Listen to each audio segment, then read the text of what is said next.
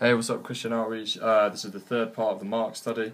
This one's just a short one. You'll be happy to know, for those of you who are getting frustrated with the length of the studies. Today we are just looking at Mark chapter 1, verse 16 to all the way through to 39. But we're just looking at, unfortunately, we could do whole studies on just a few verses of this stuff, but we're doing a big, quick overview, so we're just going to be banging through how do we see Jesus' power and authority in this section. So I'll read it really quick for you guys. As Jesus walked beside the Sea of Galilee, he saw Simon and his brother Andrew casting a net into the lake, for they were fishermen. "Come follow me," Jesus said, "and I will make you fishers of men." At once they left their nets and followed him. When he had gone a little farther, he saw James, son of Zebedee, and his brother John in a boat, preparing their nets. Without delay he called them, and they left their father Zebedee in the boat with the hired men and followed him. They went to Capernaum, and when the Sabbath came, Jesus went into the synagogue and began to preach. The people were amazed at his teaching, because he taught them as one who had authority, not as the teachers of the law. Just then a man in their synagogue who was possessed by an evil spirit cried out, "What do you want with us, Jesus of Nazareth? Have you come to destroy us? I know who you are, the Holy One of God." "Be quiet," said Jesus sternly, "come out of him." The evil spirit shook the man violently and came out of him with a shriek. The people were all so amazed that they asked each other, "What is this? A new teaching and with authority. He even gives orders to evil spirits and they obey him." News about him spread quickly over the whole region of Galilee. As soon as they left the synagogue, they went with James and John to the home of Simon and Andrew. Simon's mother-in-law was in bed with a fever, and they told Jesus about her, so he went to her, took her hand, and helped her up. The fever left her, and she began to wait on them. That evening after sunset, the people brought to Jesus all the sick and demon-possessed. The whole town gathered at this door. And Jesus healed many who had various diseases. He also drove out many demons, but he would not let the demons speak, because they knew who he was. Very early in the morning, while it was still dark, Jesus got up, left the house, and went off to a solitary place where he prayed. Simon and his companions went to look for him, and when they found him, they exclaimed, "Everyone is looking for you." Jesus replied, "Let us go somewhere else to the nearby villages, so I can preach there also. That is why I have come." So he travelled throughout Galilee, preaching in their synagogues and driving out demons. Cool. So we're just going to break this up into really easy sections, and we're just going to look at the individual cases of Jesus' power and authority. And this is again going to give us the context for. This is all a building of context until we get to the actual linchpin of our faith, which is ultimately the death and resurrection of Jesus. But it's very important to know the kind of character that we're dealing with, an all-loving and all-powerful one. And to prove that to you, this is where we're going to look at his authority. And also, interestingly, who notices this authority as well. So, section 1, looking between verse 16 and 20. Now, I love this. I think, imagine being there or having the Son of God call to you and just say, "Follow me, I'm going to make you fishers of men," and just instantly in your head you're like, "I've got to do that." So let's look quickly. He says, verse 16, "Walk beside the Sea of Galilee, he saw Simon and his brother Andrew casting a net, for they were fishermen.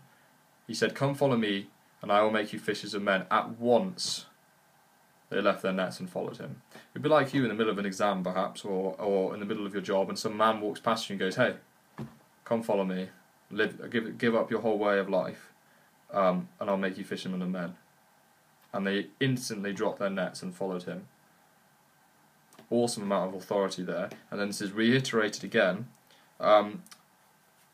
When he had gone a little further, he saw James, son of Zebedee, and his brother John in a boat preparing their nets. Without delay he called them, and they left their father Zebedee in the boat with the hired men and followed him. I just got a great image in my head of like father and son, and they're working the fish, and suddenly a guy just hails from the beach, and he just goes, "Bye, Dad," and doesn't see him for I don't know how much longer. But again, this is showing like the brilliant authority of Jesus, just with his spoken word. Okay, that's the first section. Then again, now looking at section 21 to 28, this is Jesus driving out the evil spirit. This is where we really see like who notices how powerful Jesus is. It's quite interesting. They went to Capernaum, and Jesus went into the synagogue and began to teach. The people were amazed at his teaching because he taught them as one who had authority, not as a member of the law. This is interesting. There's a great ridicule of the Pharisees throughout the Gospels, which is great parallels today for perhaps the Catholic Church. And the idea of religion as opposed to faith. Jesus was teaching here almost as kind of like it's revolutionary essentially. Instead of teaching about the amount of laws that you must keep and all that doctrinal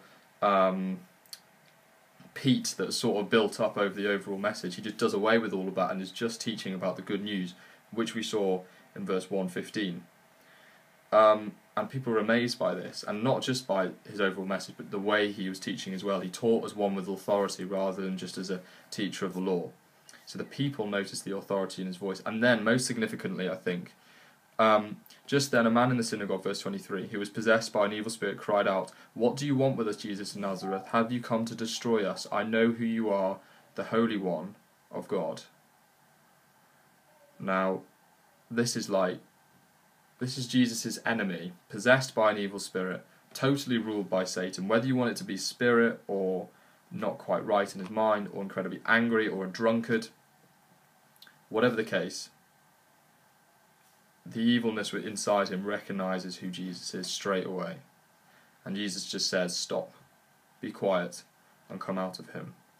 So we're seeing the authority of Jesus here, and his enemies who recognise who he is, and he's able to silence them instantly and end their tirade. Again, brilliant examples of authority. He has power over the evil, and he has power over us as well. Power over men to follow him. He has authority over us. Kind of like a showing what's to come next, almost. Okay, verse 29 to 34, Jesus heals many. Pretty self-explanatory.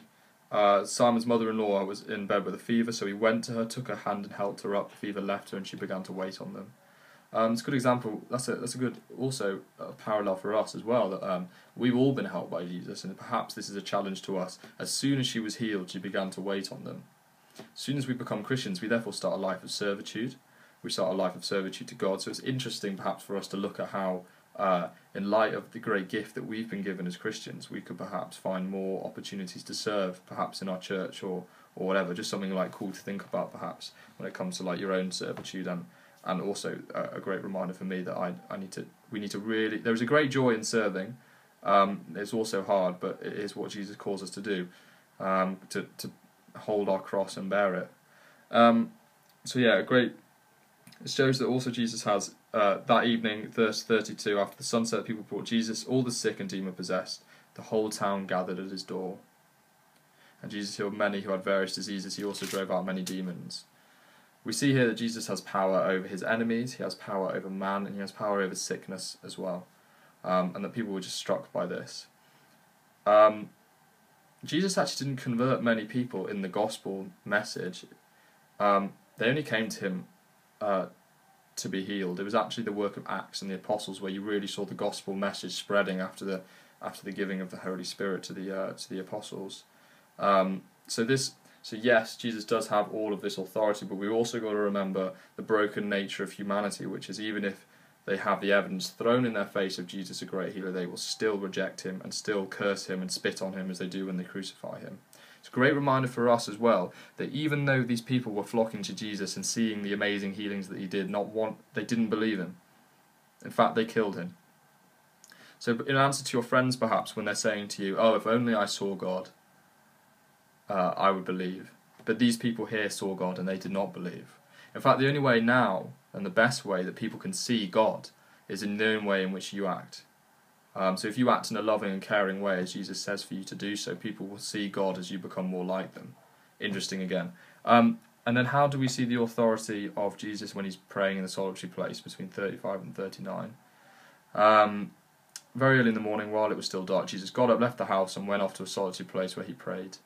Simon's companions went to look for him, and when they found him, they exclaimed, "Everyone is looking for you." Everyone wanted a bit of Jesus' healing power, and just to listen to what he was saying. And Jesus replied, "Let us go somewhere to a nearby village, so I can preach there also. That is why I have come." So now we just see Jesus is like, "No, I will not pander to the crowd. I have come to spread my message to all." And that, again, for you and me, is his message is for everyone. So in this overall section then, how do we see the power and authority of God? He has power over man with his words. He has power over his enemies with the driving out the evil spirits, which recognise who he is and thus accredit him further, as we saw in the last talk. He has power over sickness. And finally, he has power over pandering to the crowd, and also a definite cause in what he is doing. He has come here to spread the good news, as we saw in Mark chapter 1, verse 15. The good news is here. I hope that was a bit helpful for you again, giving some awesome context into the healing of Jesus and how we can also apply it to our lives. I hope you enjoyed that study, guys. God bless.